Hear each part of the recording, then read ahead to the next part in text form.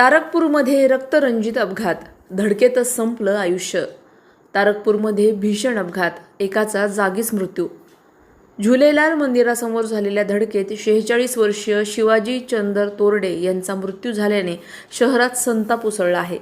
धडक इतकी भीषण होती की तोरडे हे जखमी अवस्थेत दवाखान्यात दाखल केल्यानंतर डॉक्टरांनी उपचार सुरू करण्याआधीच तोरडे यांना मृत घोषित केले आणि इथूनच संपूर्ण प्रकरणाने गंभीर वळण घेतलं.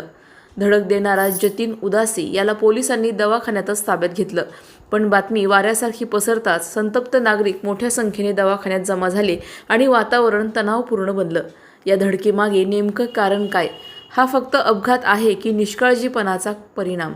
आणि यात कोणाला वाचवण्याचा प्रयत्न होतोय का? याबाबत शहरात जोरदार चर्चा रंगली आहे. घटनेनंतर परिस्थिती नियंत्रणात ठेवण्याचे आव्हान पोलिसांसमोर उभे राहिले असून या प्रकरणाने मोठ्या वादाची चिन्हे स्पष्ट दिसू लागली आहेत. प्रतिनिधी स्वामी गोसावी, न्यूज 24 घडामोडी, अहिल्यानगर.